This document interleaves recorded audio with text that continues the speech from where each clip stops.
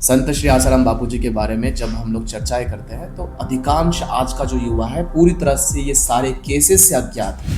और जब उनके साथ ये सारे कृत्य हुए थे तब उनकी आयु 76 वर्ष के आसपास थी। इस वजह से हम इन्हें दोषी करार देते हैं। इस वजह से इनके ऊपर लगाए गए आरोप सच हो सकते हैं। मैं तो यूथ को एक ही चीज कहूंगा कि आप मेरी बात का भी विश्वास मत कीजिए। पढ़े लिखे हैं ना, तो आप एक काम करिए, जो आज हम कहते हैं ना कि हम सो कॉल्ड इन्फ्लुएंसर है, मेरे 4 मिलियन फॉलोअर्स है, मेरे 5 मिलियन फॉलोअर्स हैं, वो आपके नंबर्स है, they are not your followers. एक पत्रकार है, उनका नाम भी लेना मैं उचित नहीं समझता हूँ, वो कहती है कि मैं घर के अंदर मैरिड हूँ, घर के बाहर मैं सिंगल हूँ। मैं बार बार पॉइंट आउट कर रहा हूँ, कभी ना कभी तो ईश्वर के सामने जाओगे।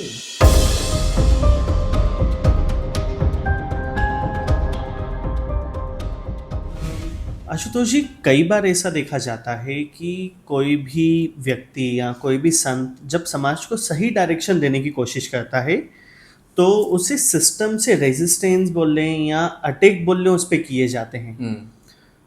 डायरेक्टली बोलूं तो मेरा ये सवाल आसाराम जी बापू से रिलेटेड ही है, तो ऐसा क्यों होता है? देखिए, समाज का ये नेतृत्व है कि अभी हम एक लोकतांत्रिक देश में सो कॉल्ड, और उस लोकतांत्रिक देश में जो राजा बन के बैठे हुए हैं वो नेता। तो आप ही मुझे बताइए कि क्या कोई संत के पीछे करोड़ों की भीड़ देख पाएगा? नहीं। अगर संत कहते हैं कि आपको इस व्यक्ति को वोट देना है और ये व्यक्ति ही आना चाहिए, और जो विरोधक होगा क्या उसे सहा जाएगा? नहीं जाएगा। संत श्री आसाराम बापू जी के बारे में जब हम लोग चर्चाएं करते हैं तो अधिकांश आज का जो युवा है पूरी तरह से ये सारे केसेस से अज्ञात है। क्योंकि जो हम सो कॉल्ड जेनजी जनरेशन कहते हैं, वो जेनजी जनरेशन 2013 में बहुत मैं भी छोटा 15 साल का बच्चा था मैं जी। आज जब हम 10 साल के बाद 25 साल 27 साल के हुए हैं तो हमारे दिमाग में डाला गया कि ही वॉज अ रेपिस्ट। तो मैं कहता हूँ प्रमाण कोर्ट ने कहा है। कौन से कोर्ट ने कहा है नहीं पता, ट्रायल कोर्ट ने कहा है ना, हाई कोर्ट में एक मामला जा रहा है।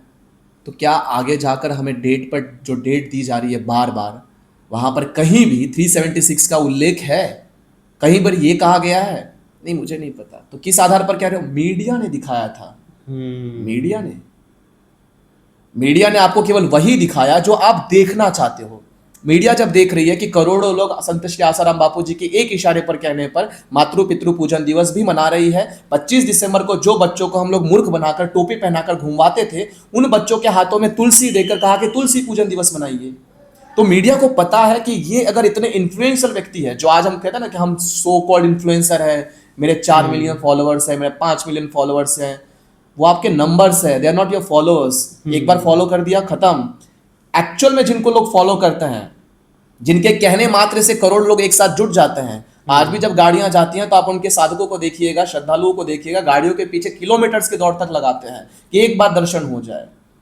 और जब उनके साथ ये सारे कृत्य हुए थे तब उनकी आयु 76 वर्ष के आसपास थी। उन व्यक्ति के ऊपर जो हमने लांछन लगा लिए, क्या वो किसी प्रमाण के आधार पर लगाए गए थे? बिल्कुल नहीं। वो टोटली एक स्टेटमेंट के बेसिस पर लगाया गया था। इवन कोर्ट भी कहता है कि हम किसी और व्यक्ति का विश्वास नहीं करते just because is Asaram Bapu, और ये इतने बड़े इन्फ्लुएंशियल व्यक्ति है, इस वजह से हम इन्हें दोषी करार देते हैं। इस वजह से इनके ऊपर लगाए गए आरोप सच हो सकते हैं। अरे, अपने आप को इनोसेंट साबित करने के लिए व्यक्ति को बोलने का अधिकार तो दीजिए। आप सामने कोर्ट के जज के सामने खड़ा तो कीजिए, पहले हमारी डेट तो आने दीजिए। और जो लोग कहते हैं कि अरे आपने रेपिस्ट का सपोर्ट कर रहे हैं, ये है वो है, यही लोग बाद में सोशल मीडिया के ऊपर ट्रेंड चलवाते हैं। अच्छा, कि हमारे जुडिशरी कितनी खराब है, हमारे जुडिशरी में कितने करप्ट लोग बैठे हुए। अभी रिसेंटली में एक जज था जिसके घर से करोड़ों रुपए मिले थे, क्या हुआ उसका? किसी को नहीं मालूम। बाहर ट्रांसफर हो गया। क्या कर लिया आप लोगों ने उस चीज का? कुछ नहीं कर पाए। मैं आपको बताता हूं, किसी देश के अंदर में आप स्वयं, आज गूगल का जमाना है तो गूगल कर लीजिएगा। गूगल करने के पश्चात में आपको पता चलेगा कि इस देश के अंदर जो रेप केसेस है वो कितने फेक तरीके से लगाए जाते हैं, कितने ही स्टेटमेंट के आधार पर लगाए जाते हैं। और ये मैं नहीं कहता, ये डेटा कहता है, ये ग्राउंड रिपोर्ट है, examples of rape cases in India. ये स्क्रीनशॉट मैं आपको शेयर कर दूंगा। मैं आपको बस अपने ऑडियंस को बताता हूं। गुरुग्राम एक रेप केस हुआ था। A woman used allegation to extort man. Amit Kumar का केस हुआ था। A manager died by suicide after facing a charge he said he was false. Jabalpur का केस हुआ था। A woman filed 6 rape complaints against 5 men over 6 years. उसके बाद प्रयागराज का case हुआ था, a woman was find for a false FIR against her husband. उसके बाद इंदौर का ही केस हुआ था, एक fabricated gang rape story led to a long probe. Vishnu Tiwari case, a man spend 20 years in a jail before a high court cleared him. 20 साल तक इसने सजा भुगती है। 20 साल उसके लौटा सकते हैं आप। समाज में जो उसकी हानि हुई है, उसके परिवार के साथ जो भी कुछ उसने प्रताड़ना सही है, माँ बाप खो गए, बच्चे चले गए, भाई मर गया, सब कुछ समाप्त हो गया, क्या वो 20 साल दे सकता है समाज? नहीं दे सकता। यहां पर और केस है, गाजियाबाद का केस हुआ है, a man was arrested for a false claim of assault on a minor. Satara case, a woman accused 2 men, one was abroad during the incident. Father daughter case, मां बाप के साथ बेटी का केस हुआ था, a father spend 3 years in a jail after a false complaint. मैं क्या कहूं इन चीजों को? 20-20 साल कोई व्यक्ति जेल के अंदर सड़ रहा है, उसके ऊपर इतने सारे झूठे आरोप लगाए जाते हैं। मैं आपको एक बात क्लियर कर देता हूं कि अपने आप को इनोसेंट साबित करने के लिए आपके पास एक पर्याय है, मर जाओ। और मरने के बाद लोगों की जागृत होती है आत्मा, अरे अरे नहीं नहीं ये तो गलत हो गया, वो भी 2-4 दिन में भूल जाते हैं। और वो भी भूल जाओगे आप। ये जो यातना, ये प्रताड़ना है, ये सारी चीजें तब हुई थी जब सोशल मीडिया का ट्रेंड, क्या नेट नहीं पता था लोगों को। 2013 का केस है ये। हाँ। उसके बाद कुछ पेड यूट्यूबर्स आ गए अपनी औकात दिखाने के लिए, ये लोग आते रहते हैं। प्रेमानंद जी महाराज के विषय में भी यही बात की गई थी। उन्होंने केवल इतना ही कहा कि जैसे कुत्ते कुत्ते अपने रिलेशन बनाते हैं वैसे मत बनो, पवित्र रहो।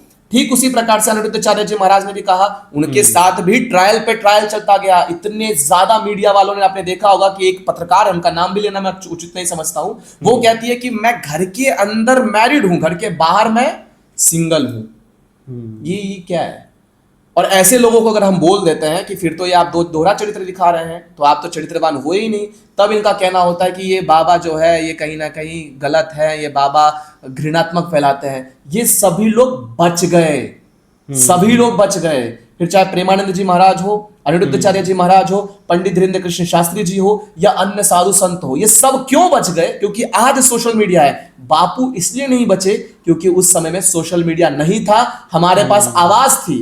लेकिन उस आवाज को पेड मीडिया ने जिस तरीके से ट्रायल चलाया, कहीं पर भी 376 का कोई जिक्र नहीं, लेकिन सीधे बलात्कारी बाबा करके इन्होंने बात कही। ये सरासर एक भारतीय संस्कृति को खत्म करने के लिए, क्योंकि वो जानते हैं इनके जो मालिक बैठे हुए थे उस समय में, जो इस देश में 45 साल तक राज करके गए हुए हैं, वो क्रिश्चियन धर्मांतरों को पूरी तरीके से सपोर्ट कर रहे थे। और बापू वॉज द पर्सन जिन्होंने ये चीजें उन्होंने समाप्त कर दी, छोड़ दिया कि अगर आप धर्मांतरित हो रहे हैं तो आपको मैं वापस सनातन में लूंगा। आप मुसलमान हैं, आप हिंदू बनना चाहते हैं, आइए आपका स्वागत है। आप पहले हिंदू थे, क्रिश्चियन बना दिए गए, किस चीज की वजह से? लालच। घर बना दिया गया, बीमार हो पैरासिटामोल दे दिया गया, ठीक हो गए। आपको झूठे चीजों में फंसा दिया गया, आप धर्मांतरित हो गए, चलिए मैं आपको वापस हिंदू बनाता हूं। और एक दो नहीं, करोड़ों लोगों को बनाया है। उनके साधक केवल भारत में नहीं है, पूरे देश विदेशों में है, और उनको पूरी तरह से श्रद्धा भाव से पूजा करते हैं। और यही चीज उन्हें से देखी नहीं गई, और वही बात हुआ। मैं तो यूथ को एक ही चीज कहूंगा कि आप मेरी बात का भी विश्वास मत कीजिए, पढ़े लिखे हैं ना, तो आप एक काम करिए। आज सोशल मीडिया के ऊपर ये सारे रिपोर्ट्स हैं, एक लड़की ने उनके ऊपर, मेरे ऊपर बलात्कार किया गया, ये इस लड़की को 10 साल बाद याद आया, और 2013 में उस लड़की ने ये बात कही, जो कि आश्रम में पढ़ती थी, और उसी की छोटी बहन वापस से आश्रम के अंदर में वो अंदर जाकर उसके एडमिशन करवाती है। अच्छा। और 10 साल बाद तुम्हें स्मरण होता है। डेट क्या थी पता नहीं, कब हुआ था पता नहीं, कब किसने किया था, बापू ने किया था। अच्छा, कौन थे वहां पर? कोई नहीं था। मतलब इतने सारे इनके झूठे बातें थे। 10 साल तक आप पूरी तरह से भ्रमित थी। और जो नाबालिग बच्ची का लगाया जाता है नाबालिग, वो नाबालिग नहीं थी, पूरी तरह से बालिग थी। उनके केसेस जो आपने देखे होंगे पूरी तरह से जीरो एफआईआर जब दिल्ली में किया गया था, उस दिल्ली के एफआईआर के बाद में उनके बातें एकदम से मिसमैच होने लगी थी कि कुटिया में लेकर गए, कुटिया में जाने के पश्चात मेरे साथ छेड़छाड़ हुई है। बलात्कार का जिक्र नहीं है, मैं बार बार पॉइंट आउट कर रहा हूं, छेड़छाड़ हुई है। कुटिया के बाहर ही मां बैठी थी, कुटिया के बाहर ही पिता बैठे थे, और उनको बुलाने का काम भी बापू ने ही किया था कि आप अपने माता पिता के संग आइए। तो अगर आपके साथ कुछ भी होता है तो चीखने चिल्लाने के लिए उतनी आवाज तो आपकी सक्षम है, और तुरंत आप जब कुटिया के बाहर जाते हैं तो आपकी माँ वहां पर बैठी, आपके पिता वहां बैठे, आपने एक शब्द नहीं कहा। 2 दिन बाद आपको रियलाइज हुआ था, और सीधे दिल्ली जाकर आपने एफआईआर किया था। फिर आपसे पूछा गया था कि कौन कहाँ क्या क्या चीज था, तो आपको याद नहीं आ रहा। फिर वहां वीडियोग्राफी की गई, फिर वीडियोग्राफी के माध्यम से उनको सब कुछ याद आ गया। यहाँ कूलर रखा हुआ है, यहाँ बापू बैठे थे, यहाँ पर ये चीज थी, और ये सारी चीजें की गई। आप ये चीज़ नहीं कह सकते हैं कि इस देश में झूठे आरोप नहीं लगाए जाते हैं। और बापू ऐसे इन्फ्लुएंशियल व्यक्ति हैं जिनके ऊपर आरोप लगाकर उन्हें फंसाया गया है।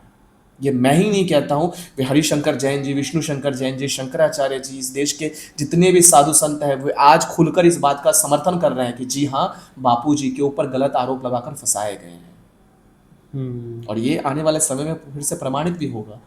लेकिन जिन्हें गंदगी बोलना है वो बोलते रहें, चंद व्यूज, चंद लाइक्स के लिए, पैसों के लिए आप करते रहिए। राजनीति के लोग अपने फायदे के लिए चीजें करते रहिए। कभी ना कभी तो ईश्वर के सामने जाओगे, कभी ना कभी तो तुम पर भी आरोप आएगा। हाँ। भगवान करे कि जो ये लोग चीजें ज्यादा पकड़ कर रखते हैं उन पर भी कोई ऐसा आरोप लगाए, तब कैसे तिलमिला जाओगे। और जितने भी लड़के हैं बाबू, आप भी सोच के समझ के चलियो कि अगर कोई भी लड़की, तुम्हारी आयु 50 वर्ष है और ये आकर कोर्ट में कह देती है, पुलिस वाले के पास जाकर कह देती है कि 15 साल पहले इसने साथ मेरे साथ ये किया था, फिर भी तुम जाओगे, बचा लो अपने आप को। और यही बापू के साथ भी हुआ है। तो अपने विवेक बुद्धि का उपयोग करके ही कमेंट कीजिएगा, अपने विवेक बुद्धि का उपयोग करके ही इस सारी चीज़ों को समझिएगा कि कहाँ सही है कहाँ गलत है, फिर समझ आएगा।